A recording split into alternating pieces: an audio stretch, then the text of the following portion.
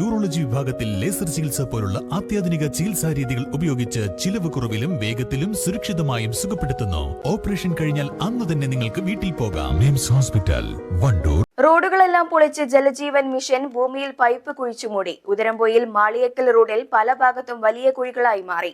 Road പൊളിച്ചതോടെ റോഡിന്റെ വീതി കുറയാനും കാരണമായിട്ടുണ്ട്. ഉദരംപൊയിൽ മാളിയേക്കൽ റോഡിൽ റോഡിന്റെ ടാർ ചെയ്ത ഭാഗം പല സ്ഥലങ്ങളിലും പൊളിച്ചാണ് പൈപ്പ് സ്ഥാപിച്ചിട്ടുള്ളത്.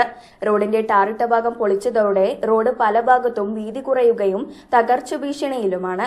വൈദ്യുതി പോസ്റ്റുകൾക്ക് സമീപത്താണ് പ്രധാനമായും റോഡുകൾ ടാറിട്ട ഭാഗം വെട്ടിയെരിഞ്ഞിട്ടുള്ളത്. കട്ടർ മെഷീനുകൾ ഉപയോഗിച്ചാണ് ഇത്തരം പ്രവർത്തികൾ നടത്തിയിട്ടുള്ളത്.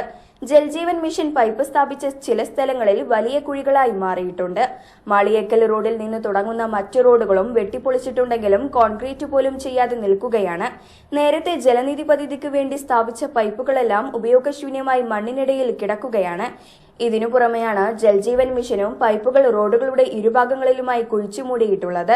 വലിയ തോതിൽ ജലദൌർലഭ്യം നേരിടുന്ന പ്രദേശങ്ങളിൽ ജൽജീവൻ മിഷൻ പദ്ധതി പ്രകാരം വെള്ളമെത്തുമെന്ന പ്രതീക്ഷയിലാണ് നാട്ടുകാർ. അതേസമയം വെള്ളം ലഭിക്കാതിരിക്കുകയും റോഡുകളെല്ലാം കേടുവരുത്തുകയും ചെയ്യുന്ന ചോക്കാട് പഞ്ചായത്തിലെ ജലനിധി പദ്ധതി പോലെയാകുമോ എന്ന ആശങ്കയും നിലനിൽക്കുന്നുണ്ട്.